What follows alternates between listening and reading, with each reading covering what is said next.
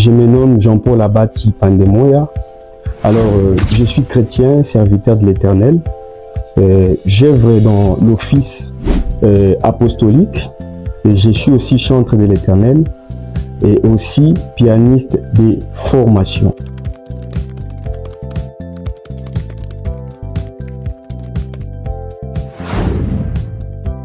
Merci pour la question, docteur. Vous devez savoir que la Bible, c'est un livre qui avait été écrit principalement dans 3 langues. Il y a l'hébreu, le grec ainsi que l'araméen.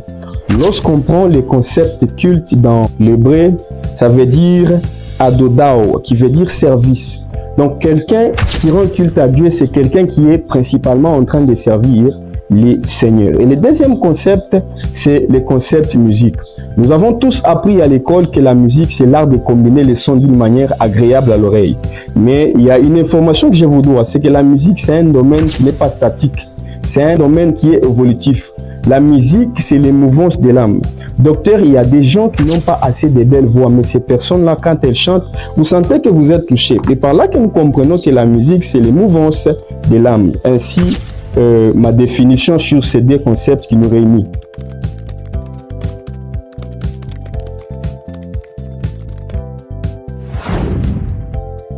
Docteur, les statistiques disent que 95% sont des chrétiens.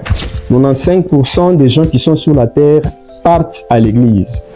Dans d'autres termes, si tu pars à l'église, tu rends culte à une divinité. Nous les chrétiens, nous allons dire nous rendons culte à Dieu. Et de ce fait, la musique, c'est un domaine qui a existé depuis les jours. Autrefois, nous allons venir ici pour vous parler de l'avènement de la musique.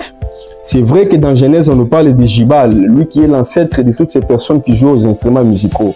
Mais dans les livres d'Ézéchiel, on est en train de nous parler de Lucifer, du roi des tigres. On nous dit que tes instruments de musique ont été créés depuis le jour où tu fus créé. Dans d'autres termes, les instruments de la musique, c'est des éléments qui existent depuis le ciel. Dans d'autres termes, tu ne peux pas passer un culte sans pour autant y associer de la musique. Vous devez savoir qu'il y a des gens qui viennent à l'église, non pas seulement pour prier, il y a aussi certaines catégories de personnes qui viennent à l'église parce qu'à l'église, on fait de la bonne musique. Du coup, on ne peut pas dissocier le culte à la musique. La musique joue un rôle très important lors de la passation d'un culte. Voilà. Du coup, la problématique dans laquelle nous nous sommes retrouvés, docteur, c'est qu'il y a des gens qui partent à l'église et à l'église, on ne fait plus de la bonne musique. Alors que la musique, c'est un aspect qui nous introduit dans le sacerdoce. La musique, c'est un aspect qui établit une communication entre nous et Dieu.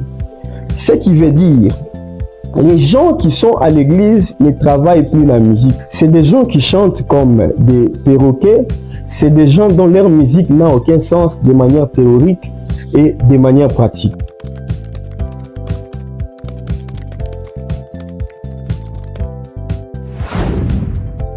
Vous devez savoir que la musique s'est fait en 3 aspects.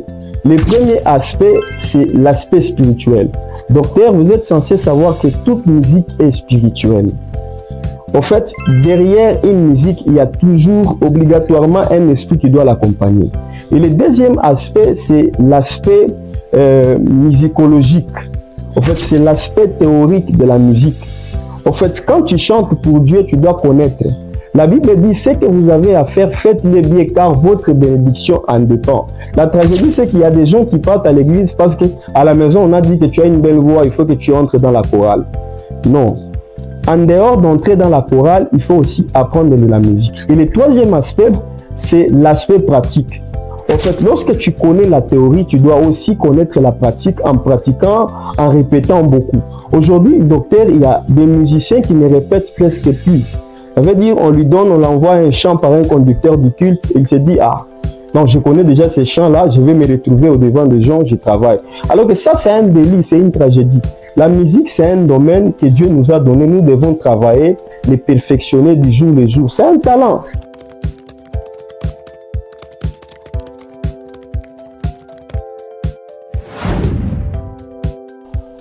Voilà. La musique se comporte de la façon.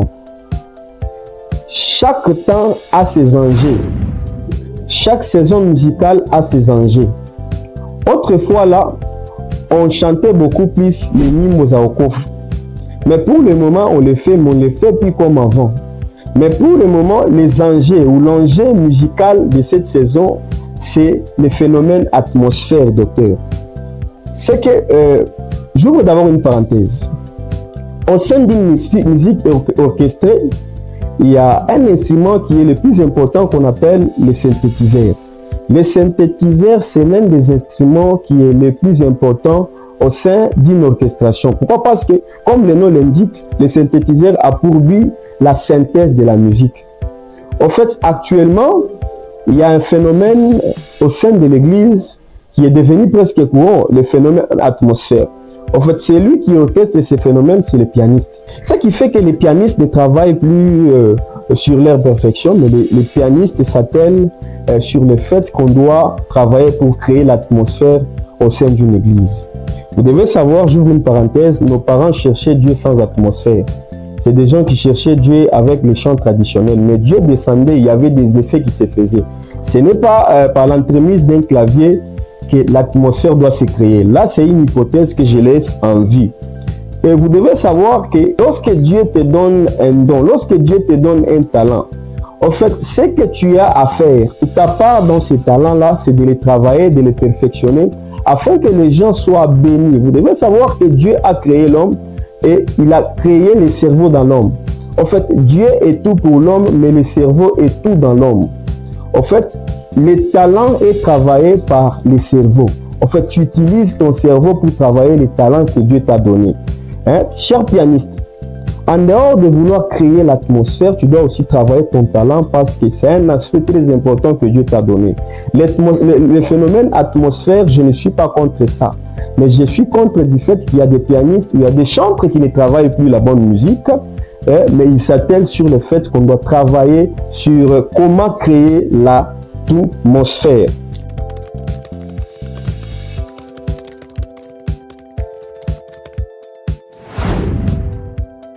Vous devez savoir que lors d'un culte, les conducteurs du culte jouent un rôle très important.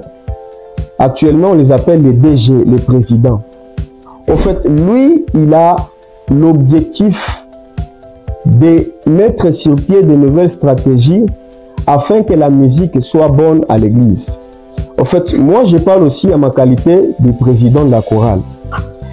Dans chaque chorale, il y a 3 types de personnes. Le premier type de personne, c'est la personne qui chante avec onction. Cette personne ici, quand elle chante, tu sens Dieu. Et le deuxième type de personne, c'est la personne qui chante avec les extravagances. Donc quand elle chante, tu sens wow! Donc il y a des techniques vocales, il y a des vibes. En fait, toutes ces astuces sont mises lorsque cette personne est en train de chanter. En fait, le troisième type de personnes, c'est des personnes qui sont chaudes à la louange. Donc elle est là quand on parle de la louange. Elle dit non, c'est moi qui vais entonner. Maintenant, moi étant conducteur du culte, je dois avoir quelle stratégie mettre sur pied afin d'arranger les cultes. Du coup, pour que les cultes soient bien musicalement parlant, je dois commencer la première chanson du culte par un frère qui maîtrise l'atmosphère. Et deuxièmement, la première chanson du culte doit être, en fait, ça doit être une chanson connue de tous. Il faut généralement commencer les cultes avec une chanson que tout le monde connaît.